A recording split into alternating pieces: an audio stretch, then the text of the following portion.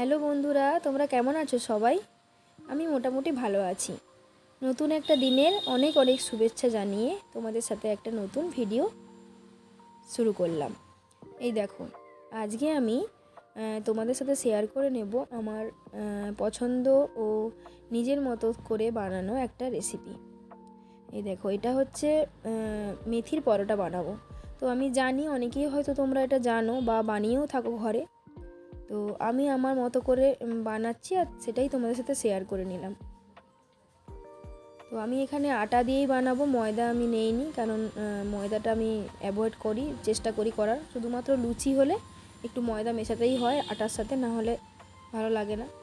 তো আমি আটাটা আগে মাখিয়ে নেব ভালো করে শুকনো অবস্থাতে, তারপরে আবার জল দিয়ে মাখাবো।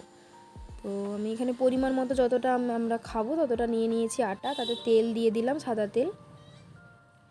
ঘি দিয়েও করা যায়, কিন্তু পুরোটা তো আর ঘি দেওয়া যাবে না, অনেকটা ঘি লাগবে তাহলে। তো আমি সাদা তেল নিয়ে নিলাম পরিমাণ মতো। পরোটাতে একটু বেশি তেল লাগে, না হলে নরম হয় না পরোটাটা। যাই হোক, তারপরে পরিমাণ মতো নুন নিয়ে নিয়েছি, আর নিয়ে নিয়েছি পরিমাণ মতো চিনি, কালো জিরে, আর ক্র্যাশ করা জোয়ান, আর হচ্ছে ধনে জিরের গুঁড়ো।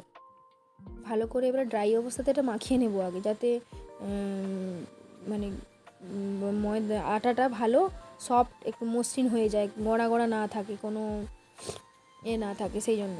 তো তারপর হচ্ছে ভালো করে হাত দিয়ে মাখিয়ে নেওয়ার পর এবার মেথি পাতাটা আমি ধুয়ে বেছে পরিষ্কার করে রেখেছিলাম, সেটা এবারে এর সাথে মিশিয়ে দেব। তো দেখতে থাকো তোমরা। আর এটা তোমরা আমিষেও খেতে পারো, যাদের মনে হয় যে আমিষের দিনে করবো, সেক্ষেত্রে পেঁয়াজ দিতে পারো, কোনো অসুবিধে নেই, কিন্তু এটা আমার নিরামিষেই ভালো লাগে বেশি। এই দেখো, এই যে মেথি পাতাটা আমি দিয়ে দিয়েছি, এবার মেথি পাতা দিয়ে ভালো করে মাখিয়ে নেব। আমি কমই দিয়েছি, যেহেতু কম পরিমাণে হচ্ছে সেজন্য মেথি পাতাটা দিয়ে ভালো করে মিশিয়ে নিচ্ছি। মিশিয়ে তারপর এটা মানে ভালোভাবে মেশাতে হবে একটু, তবে এটা করাটা কোনো কঠিন নয়, আমি জানি অনেকেই করো, তাও ভাবলাম তোমাদের সাথে শেয়ার করে নিই, যদি কেউ না করো তারও ভালো লাগবে। যারা পরোটা খেতে ভালোবাসো বা পরোটার ভ্যারাইটিস আইটেম বানাতে পছন্দ করো, তাদের জন্য তো খুবই কাজে লাগবে এটা। তো আমি করে নিলাম।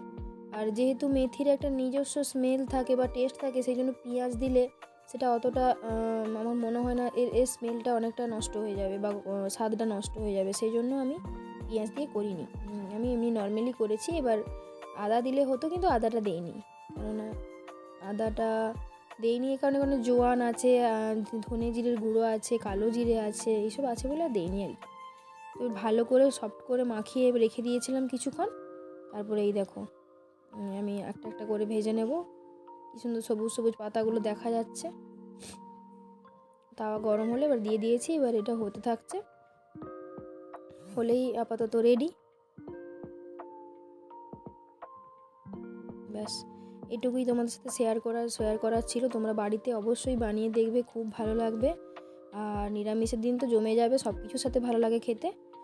আর কমপ্লিট হয়ে গেছে খাওয়া, তারপরে আমরা জমিয়ে খাওয়া দাওয়া করছিলাম, সাথে চলছিল মিশর রানীগঞ্জ সিনেমাটা, ভীষণ ভীষণ ভালো। যাই হোক, ভিডিওটা কেমন লাগলো জানিও, আর আমার পেজটা অবশ্যই ফলো করে দিও।